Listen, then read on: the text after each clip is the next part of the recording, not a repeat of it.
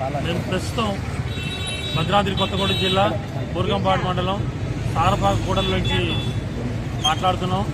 ఈ రోజున మన గౌరవ ముఖ్యమంత్రి రేవంత్ రెడ్డి గారికి పాలాభిషేకం జరిగింది. విషయం ఏంటంటే మా అన్నగారు ఇందాక మాట్లాడారు, మాల వెంకటేశ్వర రెడ్డి గారు. విషయం ఏంటంటే రాజీవ్ యువ యోజన పథకం కింద నిన్న నుంచి ప్రతిష్టాత్మకంగా తీసుకొని ప్రారంభించడం జరిగింది. దాని ముఖ్య ఉద్దేశం అయితే ఏంటంటే ఏదైతే గత కొన్ని సంవత్సరాలుగా యువత ముఖ్యంగా గంజాయి మత్తు పానీయాలకు బానిసై జీవితాలను పాడు చేసుకుంటున్నారో దాన్ని ఎలాగైనా నివారించాలనే ఉద్దేశంతో ప్రభుత్వం వచ్చింది మొదలుకొని ఈ రోజు వరకు కూడా మీ అందరూ చూస్తున్నారు. గంజాయి సాగులో కావచ్చు, రెండు ఉమ్మడి రాష్ట్రాల్లో కూడా ప్రయత్నాలు జరుగుతున్నాయి గంజాయి సాగుని నివారించేటటువంటి పరిస్థితి. ఇక్కడ కూడా దాదాపుగా 90% మా సారపాక గ్రామంలో కావచ్చు, చుట్టుపక్కల కావచ్చు, మన రాష్ట్రంలో కావచ్చు దీన్ని నివారించడం జరిగింది. నివారిస్తే సరిపోలేదు, వాళ్ళకి ఉపాధి చూపించాలనే ఉద్దేశంతో ఈరోజు ఈ పథకాన్ని తీసుకురావడం జరిగింది. ఈ పథకాన్ని అందరూ కూడా సద్వినియోగం చేసుకొని వాళ్ళ కాళ్ళ మీద వాళ్ళు నిలబడుతూ, అంతేకాకుండా ఒకవేళ కుటుంబ ఆదాయం తక్కువ ఉంటే వాళ్ళు కూడా ఈ విధంగా వీళ్ళు ఏదో ఒకటి షాపులో లేదంటే వాళ్ళ నైపుణ్యం ఎందులో ఉందో అందులో లోన్ల ద్వారా తీసుకొని వాళ్ళు మంచి భవిష్యత్తు చేకూర్చాలని ఉద్దేశంతో ఈ పథకాన్ని ఏర్పాటు చేయడం జరిగింది. మీరందరూ కూడా దీన్ని నిర్వహించుకుంటారని మనస్ఫూర్తిగా నేను కోరుకుంటున్నాను. అదేవిధంగా ఏదైతే సంవత్సరన్నర కాలంగానే ఎన్ని దుష్ప్రచారాలు, ఎన్ని నిందలు వేస్తున్నారు, ఎన్ని రకాల స్కీములు తీసుకొచ్చారో మీ అందరూ చూస్తూనే ఉన్నారు.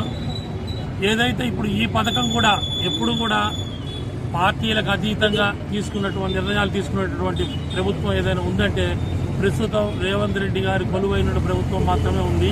ఎందుకంటే ఇందిరమ్మ ఇళ్ల పథకం కావచ్చు, ఈరోజు ఈ రాజీవ్ యువ యోజన పథకం కింద కూడా కేవలం పార్టీలకు అతీతంగా అందరూ దీనికి అర్హులైన వాళ్ళు ఎవరైతే ఉన్నారో వాళ్ళకే ఇవ్వాలని గౌరవ ముఖ్యమంత్రి గారు మొన్న అసెంబ్లీలో అందరి సమక్షంలో ఎమ్మెల్యేలు, మినిస్టర్ సమక్షంలో తెలియజేయడం జరిగింది.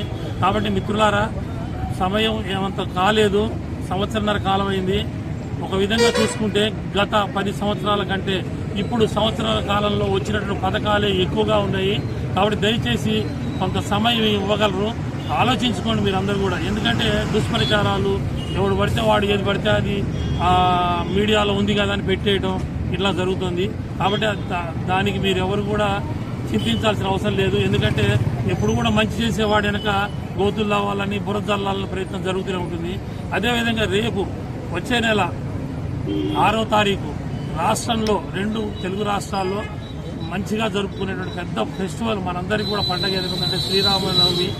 శ్రీరామనవమికి గత 10 సంవత్సరాల్లో ఏం జరిగిందో, ఎవరు వచ్చారు, ఎవరు వెళ్ళారన్నది మీ అందరికీ తెలుసు. కానీ గౌరవ ముఖ్యమంత్రి రేవంత్ రెడ్డి గారు ఈసారి తప్పకుండా వస్తున్నారని మీ అందరికీ తెలియజేయడంలో మేము సంతోషిస్తున్నాము. అంతేకాకుండా ఈ యొక్క పథకాన్ని మీరందరూ వినియోగించుకోవాలి. ఈ యొక్క కార్యక్రమాన్ని ఈరోజు రేవంత్ రెడ్డి గారి చిత్రపటానికి గౌరవ ఎమ్మెల్యే పాయం వెంకటేశ్వర గారి ఆదేశాల మేరకు మండల ప్రెసిడెంట్ దుగ్గంపూడి కృష్ణారెడ్డి గారి యొక్క ఆధ్వర్యంలో నిర్వహించడం జరిగింది.